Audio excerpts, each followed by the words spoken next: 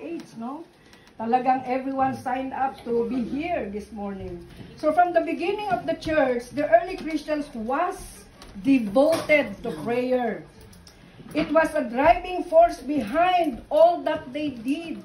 So ibig sabihin, in every step of the way, prayer ang pinaka number one na kanilang pinopractice at ginagawa.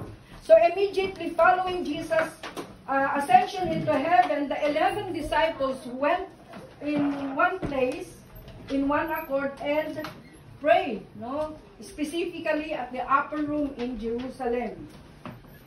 So makikita po natin, Luke wrote in the book of Acts, records that the first activity of the disciples was to join together. Sila po yung nagkaisa at nagtipon. As we can see in Acts chapter 1 verse 14, they devoting themselves in prayer. So from the very beginning of the early church, prayer has been primary. Sa totoo lang po, may mga ibang relihiyon na hinahangaan ko pagdating sa kanilang devotion, no? Sa kanilang pananalangin. Although, yeah, unlike us, alam nyo ba, sa totoo lang, ang pinapakinggan na panalangin ng Diyos, tayo lang po yun. Alright? Ang sabi po sa 59 verse 2 ng Isaiah, ngunit ang sala mo, ang nagiging dahilan na hindi ko naririnig ang iyong mga panalangin, eh sino pang mas makatuwiran na nabubuhay sa mundo? Tayo lang po yun. Because of our Lord Jesus Christ. So at the end of Peter's famous sermon, meron na po akong built-in microphone. Built-in okay. So at the end of Peter's famous sermon at Pentecost, there is similar act of devotion to prayer by the new believers. Gaya po ng ating text in Acts chapter 2 verse 42, records that they devoted themselves, no, specifically in prayer. So the church had just grown from little over 120 to 3,000. Grabe, no? Kaya i-prepare po niyo yung sarili niyo. Huwag po tayo magtataka because we are praying, we will keep on increasing. Amen. Amen. So each of us here, na mga datihan na at mga bagito at bagita na sa pananampalataya, prepare natin yung sarili natin kasi whether we like it or not, next to our pastor, kayo po yung susunod na mga ngasiw at mga ngalaga. Ganun po yung sistema, ano po, sa paglilingkod sa gawain ng ating Panginoong Diyos. So let's continue. And the disciples' devotion to prayer was both ongoing and central, meaning they will not make any major decision without bringing it first to the Lord in prayer. So marami pong incidente like when they were about to replace Judas Iscariot in chapter 1 pa rin po ng Acts, they come together again and pray and ask for the leading of the Lord, which of Justus and Matthias na pipiliin ng Diyos to replace Judas Iscariot. So, every now and then, ganito po ang practice ng mga disciples during those days. So, they dedicated themselves in prayer no matter how much their ministry demanded them their time and attention. Like in chapter 6 of Acts, na kung saan po ay, dahil dumadami na sila, nagkaroon ng problema sa distribution of food. Ano po? At ang problemang ito, inihain po sa mga disciples. Ano pong response ng mga disciples? Ang sabi po nila, but we will devote ourselves to prayer and to the ministry of the word. So what they did to solve the problem, they pray again that God will choose, no, the right people to manage the feeding ministry for the poor and the widows. And lo and behold, nakapili po sila ng 7 na spirit-filled, in good right standing, and with a godly character. So ganun po yung nagiging bunga ng pananalangin when we diligently seek the Lord's guidance. So it is these devoted prayers that God works through to accomplish His will. So there's no other way for us, mga kapatid. Maaaring some of us are asking, Lord, ano po ba talaga yung plano mo sa buhay ko? Bakit po? Napaka-consistent naman, Lord. Last year, ganito na naman eh. Lord, ganit, bakit ako hanggang ngayon wala pa po akong work. Related po kami lahat sa kung anumang problema pinagdadaanan ninyo. Pero it doesn't mean na ang Diyos ay hindi nakikinig sa atin. Sometimes, actually ito pong preaching ko po ngayon is like an introductory of my preaching for tomorrow. Ano po? Sometimes God used delays para sa ganun yung faith natin ay lalong mapalakas. Number 2 that we can observe is the believer's prayer in action. So throughout the book of Acts, God uses prayer as a means to achieve His will. In almost every area or in almost every case, prayer precedes powerful work. So may mga inisa-isa po ako dito na mga event na kung saan bunga ng kanilang pananalangin. Una po ay yung pagkapuspos nila ng banal na espiritu. The coming of the Holy Spirit in Acts chapter 2 is directly tied to the disciples' devoted prayer in Acts chapter 1 verse 14. Similarly, Peter and John's prayer for the Samaritans in Acts chapter 8 verse 15 results in the recipients receiving the Holy Spirit. Ano pa po yung mga nagaganap during their times? No? They were going through persecution. So some of us, whether we like it or not, ang pinaka-most persecuted religion sa ating panahon ngayon, even before, ay ang Kristyanismo. Hindi po tayo excuse dito. One way or another, some of us might be going through this kind of opposition and persecution. Ano po? But what was their response? Ano po? They responded as they were being persecuted in prayer. And all the more, habang sila po ay pinapersecute, all the more that they became bold. Grabe. Alam nyo, habang binabasa ko ito, grabe itong mga ano na to. Talagang wala pong Kristiyanong duwag. No? Lahat po ng mga, as I was reading the book of Acts, talagang palaban sila in a way of talagang they really fight the good fight of faith. Pinaglalaban nila yung pagkakatawag sa kanila ng Panginoong Diyos. After the first recorded incident of persecution, alam po ninyo, ang nakakalungkot, ang mga unang-unang persecutor po nila noon are those that are in the religion, no? Yung mga Jews din na kapwa nila, the high priest, ano po. So, together, they prayed to God, and when they had prayed, sa Acts chapter 4 verse 31, the place in which they were gathered together was shaken, and they were all filled with the Holy Spirit, and they continued to speak the word of God with boldness. Kaya sa pangangaral po talaga ng salita ng Diyos, we really need boldness from the Lord.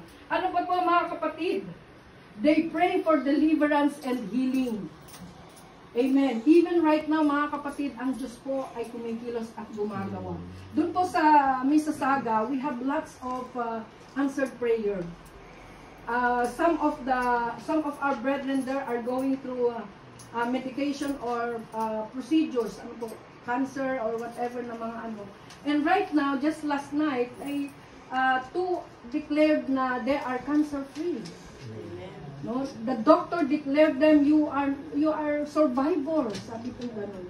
And praise God na since we arrived, talagang that is what we are keep on praying. Deliverance and healing. Ano po? So, yeah. God answers specific prayers even during the times of persecution to rescue His disciples. As in Acts chapter 12, ito po yung nakakamangha. Ano po? The church came together in prayer. Kaya we should not underestimate. Ito pong ganitong ginagawa natin. Hindi po yung, kagaya din last month, gano'n, kakain, tas gano'n. No. In every time that the believers come together, there is power that is at work. And it also depends upon you. Kung kinuklaim nyo yung miracle ninyo, it will come to pass. Gagawin nyo ng Panginoong Diyos. So when the believers come together, habang po si Peter ay nakakulong, what happened? Because of the fervent prayer of the believers, ano pong nangyari? Si Pedro na nakakulong, ay naglumindon at sinugo ng Diyos ang anghel. Pwedeng gawin ng Diyos ngayon yun. This is my position right now. God can do to me the same thing what He did even during the time of the book of Acts. Amen. Because our God is a miracle-working God. And prayer is their secret in facing persecution with boldness. So pag tayo po ay minamaliit, minsan, bakit ba ako laging ganito? Why should I also encounter things like this. But praise God, I already overcome. Alam niyo po, kaya napakahalaga po that we die from ourselves. Otherwise, being a Christian and you become persecuted, titingnan mo, ano bang meron sa akin? Bakit ba ganito? Bakit lagi akong ginagano? Nagkakaroon tayo ng self-pity. But if you already died from yourself and the Lord Jesus is living in your life, yung mga yan, wala na yan. No? Amen. Papagpagin mo na lang yung balikat mo. Let's move on, let's go on. Ganun po yung mga believers during those times. Even as they go through persecution, prayer became their refuge in times of adversity, mga kapatid. Prayer becomes their hiding place whenever they encounter troubles in their lives. So this morning, mga kapatid, ako po ay namamanhik sa inyo na pahalagaan po natin ang panalangin. Kung gusto niyo gumawi, actually the other week, I was able to minister to my cousin kasi 4 na beses na yata siyang kumandidato at halo pa rin. Naghiwalay na totoo, naghiwalay po silang mag-asawa. Pinapalayas na siya sa kanyang bahay. I know that he has a calling. He's trying to run from God. So I was able to minister to him. Sabi ko sa kanya, kung gusto mong makaganti sa lahat ng kabiguan mo sa buhay, manalangin ka. Lumuhod ka. That is the best way to get vengeance even from those people. Sabi kong ganon. Nasa harap ay okay sila, pagtalikod, ikaw yung pinakakawawa. Kumbaga, they turn their back from you. The best way to get even with them or even mahigitan mo sila, kneel down to the Lord. Yun po yung aking sinabi sa. And the same as true with the disciples. They really go through prayer. And pang-apat po na gusto kong bigyan din ng diin dito, their prayers led much more people to salvation. Like for example, in chapter 7, na kung saan po ay sino po yung unang martyr? Stephen. Ano po? In chapter 7 of Acts, ay doon po after Stephen preached his preaching, ay pinagbabato po siya. And you know, bago po siya malagutan ng hininga, he prayed to God. Ano pong sabi po niya? Ano po? Huwag po ninyong ibibilang ito sa kanila. Lord, do not hold this sin against them. And because of this prayer, alam po ninyo doon sa chapter 7, doon po yung unang-unang pagkakataon na nabanggit ang pangalan ni Apostle Paul. Dati po siyang si Saul. Ano po? Siya po yung nagbantay ng cloak, ng mga jacket, ng mga nagbumato kay Stephen. Ano po? And lo and behold, because of the prayer of Stephen, the next chapter, like in chapter 9, doon po na-encounter ni Saul ang Panginoong Jesus. That is also known as Paul. So mga kapatid, ito po yung mga believers' prayer in action. And number 3, discipline of regular prayer. Ito po yung makikita din natin sa mga apostles. They have discipline of regular prayer. Prayer for the early church was a spiritual habit. It was a regular practice. It was indeed the precursor of every major events in the early church history. Yung pong kanilang panalangin. So part of their discipline is the regular time in prayer. They set aside regular time sa pananalangin. Like for example, in chapter 3 of Acts, na kung saan si Peter and John was about to go to the temple at the night hour, which is 3 p.m. for us. Doon po nila na-encounter yung pinanganak na lumpo. And this man received miracle from the Lord. So dito po makikita natin na they also set time not only did the disciples commit a specific time to prayer, but they also prayed continually, as it says in 1 Thessalonians 5:17 to 18, that it says there, pray without ceasing, for this is the will of God. Kalooban po ng Panginoong Diyos na hindi lamang once every month tayo nagtitipon. Praise God for the Northern Ladies Church. They finally made a covenant to pray together every Monday. Ano po, kahit online lang, kahit sa po yung mga kababaihan. And I believe even here in FOHC South. Amen? So makikita po natin dito mga kapatid, the disciples commit time to pray no matter where they were in their travels. So dito makikita natin mga kapatid, naalala ko po dito si George Miller. Sino pong nakakakilala kay George Miller?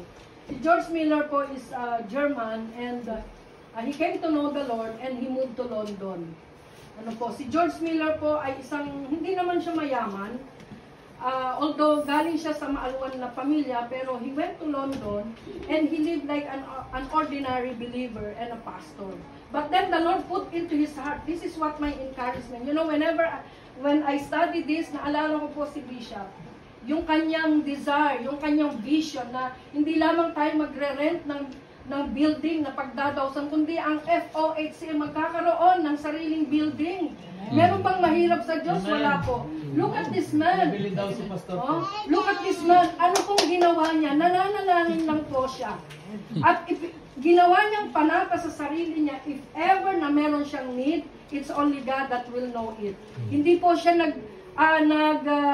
ano bang tawag doon? Nanghihingi ng donation. Solicit. Hindi po siya nagsosolicit. And you know what? Nakapagpatayo po siya ng 4 na building ng orphanage sa London pa. Lahat ng ito ay bunga ng kanyang panalangin. Ano po ang sikreto ni George Miller? That was 18th century. And I believe sa 20th century, tayo po yon. We will make a history. Out of prayer ng mga believer, merong himala.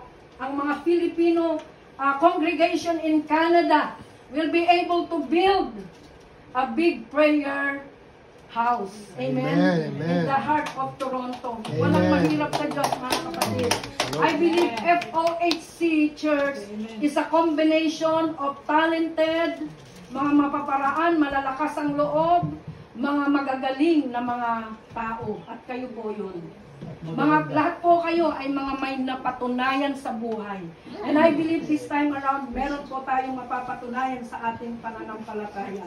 So now as I end, let me tell you what made Miller's prayer so effectual. Simple faith lang po in the scriptures. Miller writes about the importance of letting the scripture inform, shape, and tether our prayers so that God and His glory, not our perceived emotional needs, becomes the focal point of our communion with God. What God's Word becomes the basis of our prayers, we can have confidence that He will answer us. So sa pinakahuli mga kapatid, as I end, after considering the prayer life of the early church, let us consider the 3 takeaways to help us develop a healthier and full of actions prayer life. 3 lang po ito, mga kapatid. Una po, pray like your life depends on it. Pray like your life depends on it. I remember when I just started with the Lord. I'm sorry no, na minsan nagiging masyadong emotional. Pero iba kasi kapag ka naranasan mo. I just gave birth to my second daughter. Nakikitira pa po ako ng sa aking biyanan. Of course, because my first husband died, so nagbago din yung trato nila sa akin. And there was a time that we have nothing to eat. Ano po.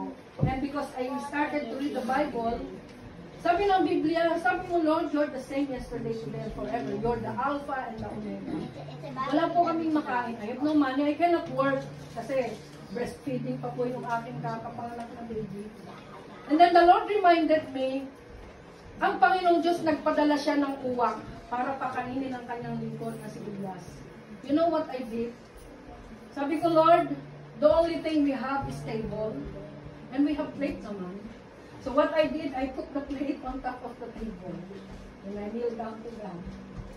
Sabi ko, Lord, sabi mo, you're the same yesterday, today, and forever. Alam niyo, mga kapatid, after 1 hour, somebody knocked at the door. After I prayed, ito na yung mga pinggan. Somebody knocked at the door, may dala-dala pong karne. Because in Baguio City, kapag nag-gather po ang mga relatives, nagkakatay po sila ng baboy, and each family has their own share. Sabi nung aking auntie ng aking yung first husband, bakit hindi ka nagpunta? Here is your share. Diba? Doon sa Bible, si Elias, dinalahan siya ng ibon ng karne. Amen? And after like 30 minutes, because I started to go to church, kaya napakahalaga yung pahalagahan natin yung ating church. This is our family. This is the family that God has given us to care for us, to reach out for us. Nung siya po ay dumaan sa amin yung kasister na yung sister, sabi niya gano'n, dito pala kayo nakatira, yung neighbor mo, pinsan ko. So bago siya umalis, kinamayan niya ako, pakamay ko. So kinamayan niya ako gano'n, may magastang. Pag tingin ko gano'n, 100 pesos. 100 pesos.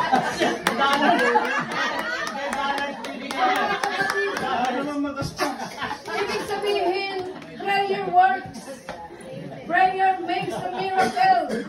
Whatever your circumstances, mga kapatid, even how, kahit gaano pa yan ka-imposible, mga kapatid, huwag po tayong titigil sa panalangin. Treat prayer as if your life depends on it. When a person chooses to take up their cross and follow Christ, they cannot endure without prayer. Hindi po natin kakayanin ng laban, mga kapatid. We should depend on prayer. Like those in Acts, we need to learn that praying is way of life. The importance of prayer in the Christian life cannot be overstated. However, ito po yung nakakalungkot. Many Christians live life as if prayer is unnecessary. Patawarin po tayo ng Panginoong Diyos. In other words, for the early church, prayer was essential. However, for today's church, prayer is optional. Huwag po natin tatratuhin ang panalangin na parang optional lang. Huwag po mga kapatid, because this is our oxygen. The oxygen of our Christian life is prayer. It is like a water in the aquarium for a fish. Kapag yung water na yun nawala na, the fish will die. The same thing with us. Number 2 na gusto ko pong maging take away natin is set aside time to pray. Let's get serious about prayer. Let's really treat it as a business. It will become our business. Alam niyo, pag wala kang business, walang chit-chat. So, pag walang prayer, wala ding blessing, walang miracle, walang breakthrough. For a Christian to grow in spiritual maturity, they must be intentional about setting aside time to talk to God. So, ito po yung challenging talaga sa atin in this 21st century because of many constant distraction. Ano po? So, this, like, for example, yung mga distractions sa maraming mga bagay. But following the example of the early church, this time needs to be consistent and structured, mga kapatid. Unfortunately, prayerlessness is rampant in the church. Pero sa FOHC, we are the most prayerful Christian here. Amen. Amen. And number 3, pray until something miraculous, supernatural happens. Pray until something supernatural happens. Hindi yung mga ordinary lang. Hindi yung, Lord, pakigalingin mo naman kung sakit ng ulo ko eh. Hindi lang yung hanggang ganun lang yung prayer mo. Lord, gumawa ka na. Lord, isurprise mo naman ako ngayon. Nakakapaglambing ba kayo ng ganun sa Panginoon Diyos? Lord, pwede po ba yung kausap? A lot of things that we could ask from the Lord. So the testimony of the early church about encourage us to never give up. Alam niyo mga kapatid, sa chapter, in chapter 10, na kung saan ay si James, I think it's in chapter 7, whatever, si James po ay napatay. Hindi naman ibig sabihin ay hindi po sila nanalangin. Yeah, it's in chapter 12. But then, God allowed na si James po ay mapuputan ng ulo. That's why si Herodes, King Herodes, was able to capture Peter kasi kinabukasan ay si Peter naman ang kanyang ipapapulog. But then, because of the church that never give up on praying, kahit anong discouragement natin mga kapatid, Kahit yung katabi mo, pinagpupray mo, wala pa rin nagbabago. Sige lang, mag-pray ka lang. Never give up on praying. Amen? Amen. So let us pray. O ulitin ko po, observation natin sa Book of Acts, they were devoted in prayer. Their prayer in action, discipline in prayer, and our takeaway as an application, let us pray like our life depends on it. And number 2, let us set aside time to pray. And number 3, pray until supernatural happens. Let us pray. Father God, I thank you, Lord, once again for this opportunity, Father God, na kami po, God, ay hinipon mo para manalangin. Lord, para sa akin, Lord, yung ganito na mayroong mga Kristiyanong nananalangin, nagkakaisa at nagkakatipon, isang ebidensya ito, Diyos ng himala mo. And I believe, Father God, that this church, Father God, will become a church, Father God, of lots and lots of miracles, answered prayer, and breakthrough, spiritual breakthrough, healing, Father God, deliverance, from each and everyone's family, from each and everyone's struggle, Father God. And I pray, Panginoon, na itong kung paano, Diyos, na the Book of Acts, the early church became so victorious in their Christian life. Ganun din po sa amin. No matter what we're going through, we believe, Lord, na sa bawat hakbang namin, sa bawat yugto ng aming mga buhay, ang panalangin ang pinakamahalaga sa amin. Gaya ng iyong salita, Father God, that we have to pray without ceasing. Thank you, Father God, and all glory and honor belongs to you, O God, in Jesus' name. Amen.